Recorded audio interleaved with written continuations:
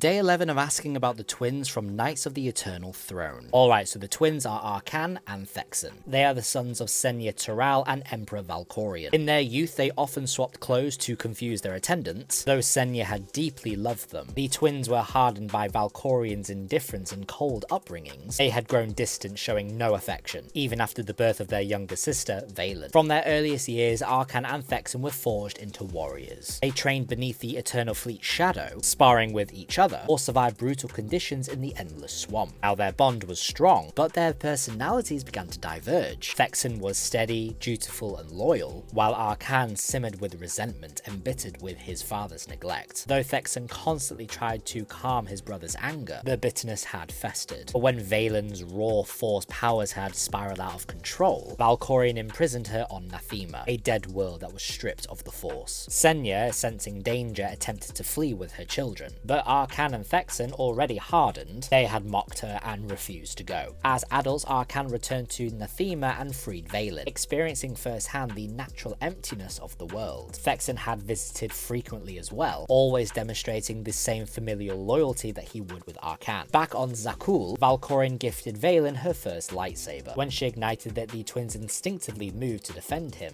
but they obeyed Valkorion's command to stand down. Vaylin deactivated the blade and then pledged her loyalty to the Emperor. Time passes by. Valkorion then permits both brothers to lead a campaign to test the Republic and the Sith's strengths. However, he only named Thexan as commander. Arcann, ever the rebel, he disobeys and he joins his brother on the front line. Together they devastated star systems, striking Balmorra and eventually Korriban itself. In the chaos, however, Arcann lost his arm and he was burnt. Thexan remained at his side through his recovery, watching on as his brother was fitted with cybernetics. When they returned to Zakul, the twins then presented lightsabers of the fallen Jedi and Sith to Valkorion, where they were met only with silence. Arcann's fury boiled over. He lashed out at his father, but Thexan held him back. In a moment of blind rage, Arcann then turned on his brother. He strikes him down with a lightsaber, fatally wounding him across his abdomen. Realizing too late what he'd done, Arcann cradled Thexan's body in horror, only to look up finding Valkorion watching coldly. Without a word of grief, Valkorion summoned Arcann to follow, leaving his brother's body behind. Grief-stricken and consumed by guilt, Arcann then returns to active duty. He reported the approach of a combined Imperial and Republic fleet, only to find that Valkorion had already unleashed the Eternal Fleet. Arcann had captured Darth Marr and the Outlander, mocking the Scion Heskel. In Valkorion's throne room, Marr refused servitude, and as such was executed. Valkorion then offered his power to the Outlander, but Valkorion was suddenly killed. His spirit, however, didn't die, it latched on to the Outlander. Arcann, seizing the opportunity, then claims the Eternal Throne. He blames the Outlander for Valkorion's death, then he launches a galactic conquest, freezing the Outlander in carbonite while knowing his father lives on. Arcann subjugated both the Republic and the Sith Empire, draining them of their resources and crippling their forces. Zakul ruled supreme under his iron fist. It purged the Scions, gave control of the old world to the Heralds of Zildrog, and exiles all dissenters. For 5 years, Arcann rules unchallenged, all the while haunted by both Thexan's death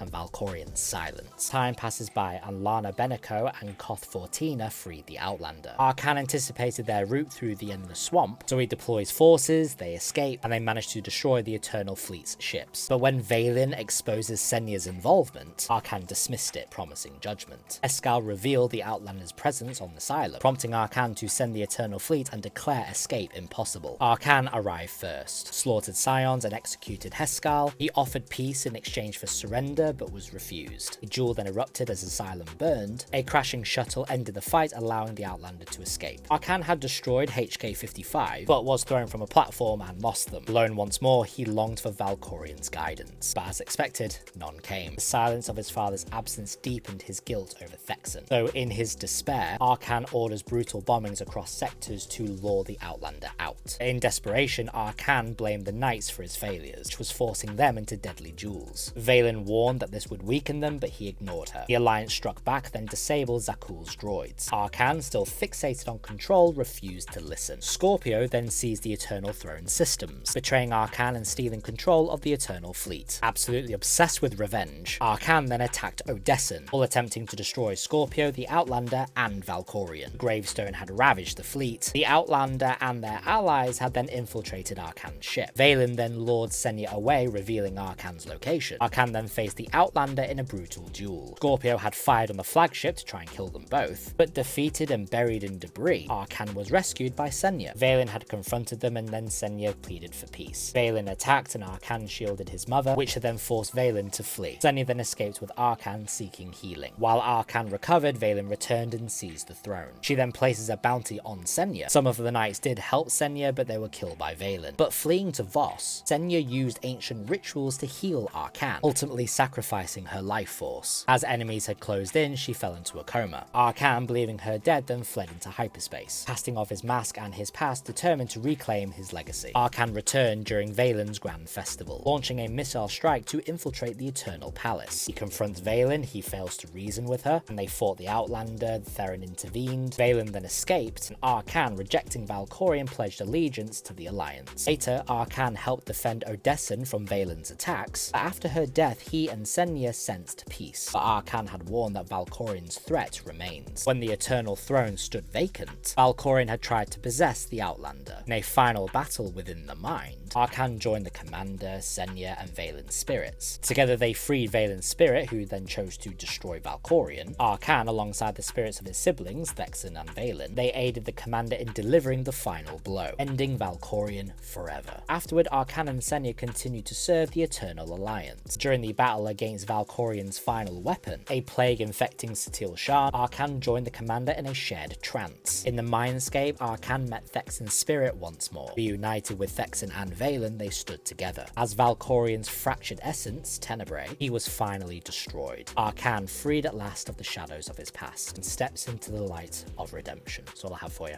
Hope it helped.